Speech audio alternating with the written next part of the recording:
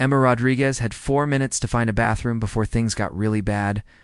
She had made a mistake by drinking a whole iced coffee on her way to work, and now her body was telling her she had to go. The huge shopping center was like a puzzle, and she saw a place that might save her.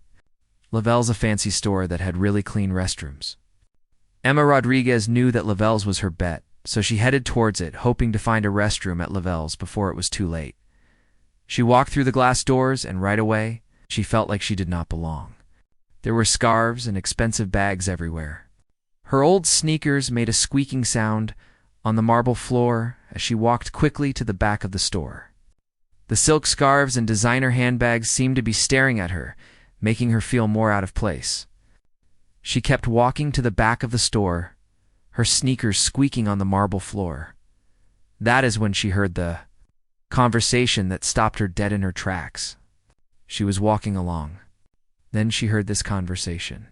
The conversation was so surprising that it stopped her from moving. The woman heard the conversation. It really caught her attention. She was not expecting to hear the conversation about the thing that they were talking about, the salesperson said. I really think this would be perfect for Ms. Patterson. They were holding up a dress. This dress looked like something you would wear to a party, not to work. The dress was red. It was cut very low. The bottom of the dress was really short. The salesperson was still holding up the dress that was red. Had a very short hemline, which was not what you would usually wear to the office. Like Miss Patterson would. The man looked at the woman, said, I am not sure this is what professional women wear to corporate events. His voice was really deep. He sounded very uncertain. He did not seem to think that the outfit was right for an event. The woman was wearing this to an event, and the man was not sure it was a good idea. Emma turned to get a look at him. He was really tall, a little over 6 feet. His dark hair was styled in a way that looked like he had just rolled out of bed. You could tell it took a lot of work to make it look that way. He was wearing a navy suit that fit him perfectly, the kind of suit that makes you think the person wearing it has a lot of money. He held the dress out in front of him, looking at it carefully, like he was trying to figure out how it worked. The dress was something he was studying closely, like it was a puzzle he needed to solve. Emma saw that he was giving the dress all of his attention, like he was trying to defuse a bomb or something. Absolutely, sir. Very trendy among young executives. Emma felt her blood pressure go up. She had seen this happen for 3 years now. Women who were really good at their jobs were not getting promoted. This was because of the way they looked. They were either too pretty or not pretty enough. Some women dressed conservatively, and that was a problem. Other women dressed in a way that was too provocative, and that was a problem too. This whole situation showed everything that's wrong with the way things work at the office. The workplace culture is really messed up. Emma thought about the women who were affected. By this, the women who were not getting the promotions they deserved, the talented. Women who were being treated unfairly, Emma heard herself say, that is ridiculous. She was already walking toward them. Before she could even think about what she was doing, the man and the sales associate both turned around to look at the woman. The woman was the center of attention now. The man and the sales associate could not stare at the woman. He looked at me. Said, excuse me? I noticed that the man had nice eyes. They were hazel, and they looked pretty unusual. The man's hazel eyes were narrowed now because he seemed confused about something. Emma looked at that dress. Said, it is just not right for a place where people work. That dress is not something you should wear to the office. If you wear that dress to the office, people will not think about what a worker your colleague is. They will just stare at that dress. That dress will make people treat your colleague in a way that's not respectful, and that's not what you want. The sales associate's mouth just dropped open. The man's eyebrows went up almost to his hairline. He said, I do not believe we have met in a way. His voice sounded like he was trying not to be funny and not to be upset at the time. The man's tone was somewhere between being amused by the situation and being offended by it. The way he spoke showed that he was being very cautious with his words. He was saying, I do not believe we have met, and he really meant the words we have met were not true. For him and this other person, the person he was talking to, we have not done that. But I do not want to stand and watch corporate event attendees think that Ms. Patterson is making a big mistake. Emma crossed her arms. If Ms. Patterson is going to an event, Ms. Patterson needs to look like she knows what. Ms. Patterson is doing, and look, professional, not like Ms. Patterson is trying. Out for a music video, he said, I appreciate your input. And then his voice got really cold.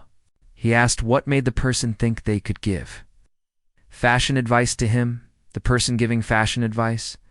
I think I know what it takes to be a leader. It is common sense and the experience of being a woman in the workplace. Emma pointed to a charcoal suit that was hanging near the window. That suit is what shows people that you are in charge and you know what you are doing. Not that bright red thing you have in your hand. The charcoal suit is what shows authority and competence. Things like that thing do not. Emma was looking at the thing with disappointment. She really liked the charcoal suit, that is, what she thought was good. The man looked at Emma for a long time. Then Emma realized what she had on. She was wearing the clothes she wears to work. The clothes were not fancy. She had pants that she bought at a cheap store. She also had a white shirt and a jacket that she found at a secondhand store. Emma thought that everything she was wearing probably cost less than the man's watch. The man's watch was probably very expensive. Emma's entire outfit was probably very cheap compared to the man's watch. He finally spoke up. Said, you make valid points. This really surprised her. Then he added, your delivery could use some work, and that was his honest opinion. About her delivery, the way she presented her points. You really need to rethink the way you judge people. The year is not 1950 anymore. Your judgment is old-fashioned. The world has changed a lot since 1950. Something flashed in his eyes. It could have been that he thought more of the person, or he was annoyed. Maybe it was a bit of both. You really speak your mind, he said, which is the same, saying the person is quite outspoken. When I see something that's not right, yes. He handed the dress back to the sales associate. Show me the suit that the lady mentioned about the suit. The woman said, course, Mr. Ashford. Then she walked quickly to the window display. Emma's stomach dropped when she heard the name Ashford. This was the Ashford of Ashford Technologies, the company that changed the way people think about security on the internet. They were over the news for growing so fast. This customer was not just rich, this was Julian Ashford, the man who started Ashford Technologies. He was 31 years old, and he was already the boss of a huge company. Ashford Technologies was a deal. It was worth a lot of money. Julian Ashford built Ashford Technologies from nothing. He started it when he was in college, a project in his dorm room. Now Ashford Technologies. It's a company that makes billions of dollars. She had just lectured one of the successful entrepreneurs in the country about workplace equality. The entrepreneurs in the country are really successful. She had just talked to one of them about workplace equality. She told the entrepreneurs about how they can make their workplace a better place for everyone. The issue of workplace equality is very important to her. She wants the entrepreneurs in the country to know about it. Emma said I should go fast, and she started to back away towards the door. Wait, his voice stopped her there. What is your name? Does it really matter to the people who are making the decisions about the things that affect our lives? Or is it something that the people who are in charge do not think about, which is, does it matter to them? Does it matter to the people around us? Does it matter at all? Or is it just something that we think about, which is, does it matter? Humor me, Emma. Emma Rodriguez. I really appreciate what Emma Rodriguez had to say. She told me some things that were hard to hear. Emma Rodriguez was very honest with me. Most people do not talk to me like that. They usually do not say what they really think. Emma Rodriguez did, and I am thankful for that. Maybe more people should. He smiled at that moment. It was a real smile. It changed his face. He did not look scary anymore. He looked like someone you could talk to. Maybe you're right. Emma walked away before she could say something that would make her feel even worse about herself. She did not go to the bathroom. She did not turn around to look back. Emma just kept walking out of Lavelle's, and she did not stop until she got to the parking garage. It was there that Emma let herself think about what had happened to Emma at Lavelle's. The morning Emma went to the coffee shop she always goes to before she goes to work. This coffee shop was really busy with a lot of people who were there early. Emma got the seat at the counter, and she took her laptop out to look at a presentation for work. She had to get this presentation right. Emma sat at the counter with her coffee shop coffee and her laptop. She looked at the presentation for her work. Is this seat taken? Emma looked up. Her eyes stopped moving. Ashford Was standing there in front of her. He had a coffee cup in his hand. A funny look on his face, like he knew a secret that she did not know. Julian Ashford seemed to be enjoying himself. That made Emma feel really weird. The woman said, "You were following me," in a flat tone. He said, "I am getting coffee." He pointed to the cup. "This coffee shop is the place I always go to. I have to say, seeing you here is a surprise. Running into you at my spot is really great. Look about yesterday." He sat down beside her without waiting for her to say it was okay. "You were right," he said. The suit was an idea. He had bought the suit, and his colleague really loved the suit. She told him that the suit made her feel confident of uncomfortable when she wore the suit. Emma blinked. She said, "Oh, I have been thinking about what you said, about the workplace culture and how we see women who work in a setting." He took a sip of his coffee. "Would you like to talk more about the workplace culture and how we perceive women? Maybe we could do that over lunch. Discuss more about professional women. Why? But you did something. You told me what I needed to hear. People usually just say what they think I want to hear." You said what I needed to hear, and that means a lot to me. You told me what I needed to hear, not what I wanted to hear. That is what makes it so rare. Emma looked at him closely, trying to figure out if he was making fun of her or if he had some other reason for talking to her. Ow. All she saw was that he was really interested in what she had to say. "Just lunch. I am going to have lunch. It will be two people talking to each other in a way." He smiled. "I will make sure to leave my clothes at home when I go to lunch with this person." Emma could not help it. She laughed. "Okay, that is fine. We'll have to go somewhere that is normal. I do not want to go to one of those restaurants with 5 stars. Deal. There's a great taco place 2 blocks from here." That's how Emma Rodriguez, marketing coordinator with student loan debt and a second-hand wardrobe, became lunch partners with one of the city's most eligible bachelors. She had no idea that this chance encounter would completely upend both their carefully constructed worlds. Their lunch at the taco place became something they did every Thursday. Emma found herself thinking about those talks they had in the middle of the day more and more. She really liked talking to Julian. He was not what Emma thought he would be. Julian did not talk about how money he had or how successful he was. He asked Emma questions. He really listened to what she had to say. Emma liked that about Julian. The man asked him to talk about his job. This was when they were having lunch together for the time. He was eating a taco with carnitas in it at that moment. "I think my job is okay.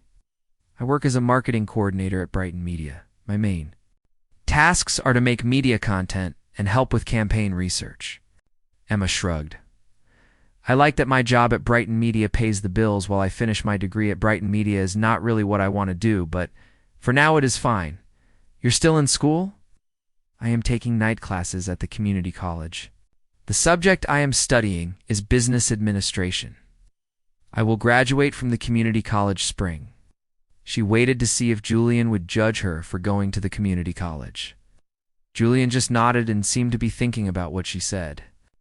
"That must be really tiring. You are working all day. Working time and studying at the same time is a lot to handle. Working time and studying can be very overwhelming. This is what needs to happen. My mom cleaned houses her life so she could give me opportunities that she never had. I am not going to waste these opportunities that my mom worked hard to give me. My mom did this for me. I want to make sure that her hard work was not for nothing. I am going to make the most of these opportunities that my mom gave me." Julian put his taco down, looked at her, was really listening to what she had to say. "That is really great," he said. "My parents paid for everything I needed. I did not have to think about paying for school or a place to live or things like that. Sometimes I think that maybe it was too easy for me. I mean, my parents took care of the tuition and the rent and all the other important things." Julian thought about this for a moment. He wanted to understand what it was like for her. Julian said, "I never had to worry about money like some people do. My parents paid for everything." Emma laughed. "You built a company that's worth a lot of money? $1 billion? I do not think anyone would say that is simple to do, that building $1 billion company is easy. That is not true. I had something to fall back on. You were doing this without anything to fall on. Doing something like that takes a lot of courage. You have to be very brave to do something like this without a safety net. You're really being very courageous. The way he spoke made Emma feel something in her chest. She wanted to talk about something. So why did you really go shopping for your colleague? She asked. People like him, CEOs, they get someone else to do that kind of thing. Emma was curious about why he did it himself. The fact that he was shopping for his colleague seemed strange to her. Julian's face changed. He looked really unsure of himself. Rebecca, my assistant, told me she was getting nervous about a tech conference. She said she did not know what to wear to the networking events. The truth is, I had no idea how to help Rebecca with this problem. That's actually sweet. Misguided, but sweet. Sweet enough to earn a second chance at not being a complete disaster. Emma raised an eyebrow. What kind of chance is this that you are talking about? Dinner? I mean a dinner? Not that I do not like tacos, because I really do like tacos. He stopped talking for a moment. For the first time since I met him, he seemed unsure of what to say. I would like to take you nice dinner, a real one, and get to know you better. You. No, outside of our Thursday talks about the workplace. Dinner and our debates about workplace culture, the dinner I am talking about. Emma's heart was beating fast against her ribs. This was the moment she had been waiting for. Also the moment she was really scared of. Julian, we are from different worlds, Emma said, thinking about how different her life was from Julian's life. She thought that she and Julian were just too different that. Emma and Julian did not have much in common. So you are really an interesting person that I have met in a long time. When we are together, does it really matter what your world is like? Or what my world is like if we have a time with each other? Your world and my world, I do not think that is important. What is important is that we like being around each other. It is possible you attend galas and charity events. I live with my cousin in an I-bedroom apartment, and I take the bus to go to my job. I do not have a lot of money, so I have to take the bus to get to work. My cousin and I have to share the one-bedroom apartment, because it is all we can afford. I am at work for 60 hours every week. I am in meetings the whole time. I never get to see my own place. You're both people, Emma. Can we try to see where? Things go with each other. Okay. Emma really wanted to say yes to this. Her instincts were telling her to go for it. The thing that was stopping her was fear. She was afraid of getting hurt by this person. Emma was also afraid that she would not be enough for them. Then there was the fear of losing herself in the world of this other person, the person she could potentially care about. One dinner, she finally said. She wanted to go that was not too fancy and not too casual. This place had to be in, between her world and the dinner person's world. Julian's face lit up. He said, I know the place where we can go. The restaurant that Julian picked was really great. It was a place to eat without trying too hard to be fancy, and it was nice without making you feel scared to be there. Emma put on her dress, a plain blue one that she had bought to wear to job interviews, and she tried not to feel weird when she saw the other people eating there in their expensive clothes. The restaurant Julian chose had a feel to it. Julian got up from his seat when she walked in. He pulled out the chair for her. He had on jeans and a really nice white shirt, but he was not wearing a tie, which made him look pretty casual, more relaxed than she had ever seen Julian before. He told her that she looks beautiful. The man said this in a simple way. He did not use a lot of words to say it. He just said it like it was a fact. The woman looks beautiful. That is all he said. You look really nice when you're all cleaned up. You really do clean up well yourself. Julian and Emma ordered wine and appetizers. They started talking. It was really easy. Julian asked Emma about her classes at school. He wanted to know what Emma hoped to do in the future. Julian also asked Emma about her mother and what their relationship was like. Emma started telling Julian things that she did not usually talk about. Emma told Julian that her father left her when she was 8 years old. Emma said that her mother worked hard to give her a better life. Emma was scared that she was not smart enough or strong enough to have a life that her mother did. Emma was worried that she would struggle like her mother did. Julian said to me in a voice, You are one of the strongest people I know. You are making something from nothing. That is really hard. I think it is harder than anything I have ever done. Julian told me that building something from nothing is very tough. You started a company from scratch. It is really something. The company is what you've built.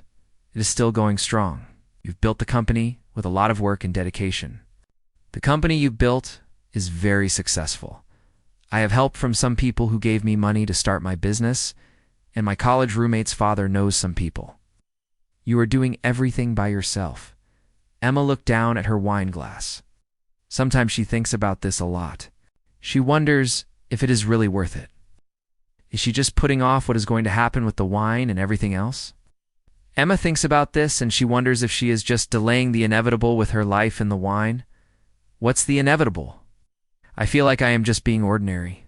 I work a job and I live a regular life. Sometimes I think that maybe all these big dreams of mine are fantasies.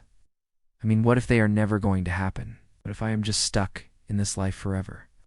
I think about my dreams a lot, these dreams of mine. I wonder if they are really just fantasies. Julian reached across the table, took her hand. This was a thing to do. He was not holding her hand tightly. He was asking her if this was okay. She could have pulled her hand away if she wanted to. She did not pull her hand away from Julian. Julian was still holding her hand. Emma, you are really special. Your dreams are not things you imagine. They are things you really want to happen. You are doing something every day to make them real. That is a difference with just dreaming about things. Emma's dreams are things she is working hard for. You really think that is true? Do you actually believe that? It seems hard to believe that something like that would happen. You really believe that? I know it. I have been watching you for the few weeks. You are really brilliant and very driven. You are passionate about the things you do. The company you work for is lucky to have you. Any other company would also be lucky to have you. Someday you will probably be in charge of your company. You will be running your company, and that is really something to look forward to. Tears started to form in Emma's eyes. She closed them for a second, then opened them again to hold the tears back. You do not know me well, Emma said to the person talking to her. I know enough about you. You stand up for what's right, even when it is not easy. You work harder than anyone I have met. You make me want to be a person to think about things that are more important than just money and business like quarterly reports and stock prices of companies and the people who work for these companies, the people who are affected by these quarterly reports and stock prices. And that is what I like about you. Julian, I do not want to pressure you. I just want you to know how I see you. I get the feeling that you do not see yourself clearly. I want to tell you that I think you are a person, and I see a lot of good things in you. You are the person I am talking about. I want you to know that I have a good opinion of you. Emma swallowed hard. This really frightens me. You really frighten me, Emma? Said looking at you. This situation with you scares me. Why? You make me want things that I have told myself I cannot have. I want security. I want a real partnership. I want someone who sees me as an equal, not as some kind of project that they have to work on or a burden that they have to carry. You make me want these things, security and partnership. That is a really big deal for me. You could never be a burden, and you are my equal. Actually, you might be better than me in most ways. Emma. At the same time, she was really close to crying. She said, you are being totally silly now. I am being honest. You challenge me. You make me think about things in a way. Before I met you, my life was pretty boring. I would go to work, then I would have meetings, and then I would do even more work. I had forgotten what it was like to talk to someone who is genuine. You make me feel like I am connecting with someone. Like you are a real person who cares about what I have to say. Emma and Julian talked for hours. They were still talking long after they had finished eating. The people who worked at the restaurant were very polite. They ignored Emma and Julian as they drank coffee and ate dessert. Emma and Julian were so caught up in talking about all sorts of things that they did not notice anything. Emma found out that Julian played the piano. She learned that Julian had wanted to be an architect before he started working with technology. Sometimes Julian felt trapped by what other people expected him to do. Emma and Julian just kept talking about everything and nothing. Julian found out that Emma likes to write poetry when she's not busy. She really wants to go to Spain one day. Emma is also really scared that she will be like her mother. Her mother works all the time and is very tired, but she does not have much to show for it. She is just trying to get by. Julian learned that Emma does not want to end up like that. She wants more than just to survive. Julian walked the girl to her bus stop when they finally left the restaurant, even though the girl did not want him to do that. Julian did this for the girl, despite her saying no to him times. The girl had a bus to catch. Julian wanted to make sure she got to the bus stop safely. Julian and the girl were at the restaurant together before they left to go to the bus stop. He said, "I can drive you home. The bus is fine. I do not want you to see my neighborhood and then change your mind about the kind of person I am about me. Emma, it does not matter where you live. My feelings for you will stay the same. I like you for who you're not, for where you live. Emma, you could live anywhere. It would not change how I feel about Emma." She looked up at him in the streetlight. She saw a real feeling in his eyes. "How do you feel about me? I have been searching for you without realizing it. Maybe all those dull parties and meetings were actually taking me to that shop on the very day you would be there. It is funny how things work out. I think all those boring galas and networking events were really leading me to that boutique so I could meet you. It's very romantic for a tech CEO," said I have hidden depths with a smile on his face. Then he became really serious.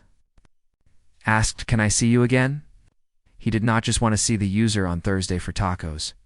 He wanted to see the user at EMM's sensible side was telling her to be careful because of the differences between her and the other person. She was thinking about how this could end and hurt her.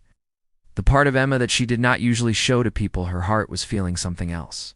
Her heart wanted her to take a chance and see what happens with this person, even if it means Emma might get hurt. Emma's heart, the part that she usually kept hidden, really wanted something different to happen. "Yes," she whispered. "You can see me again now. Yes, you can see me again." Julian leaned down slowly, giving her time to move away.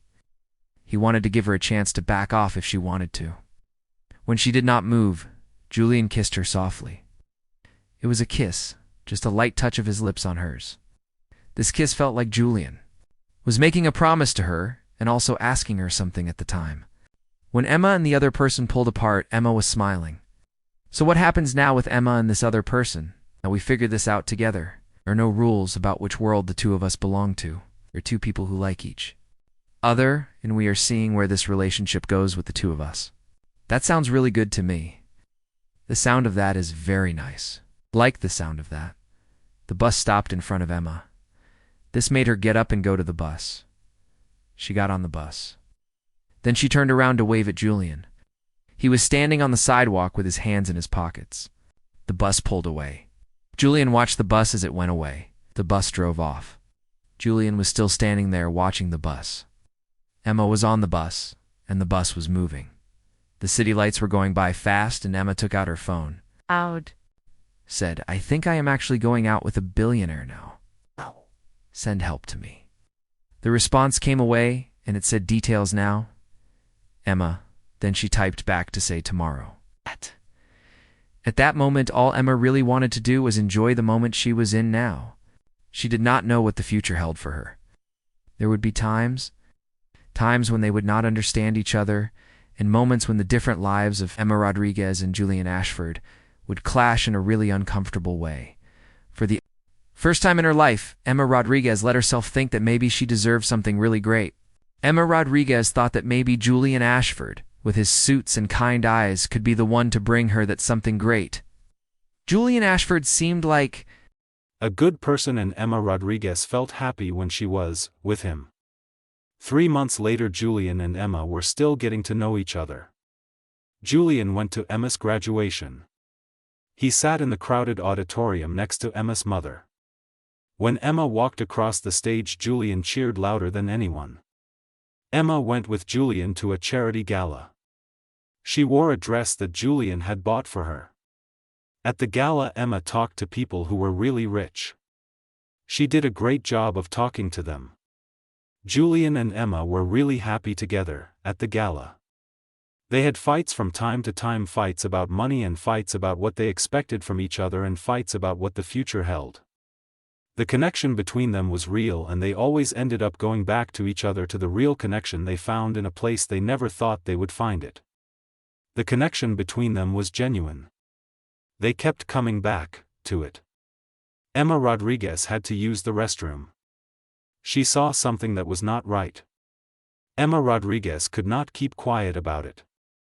Sometimes Emma Rodriguez thinks that good things happen when you are yourself. This is true even when it is not easy. Being herself is what Emma Rodriguez is good at, even if it causes problems. especially when it's inconvenient.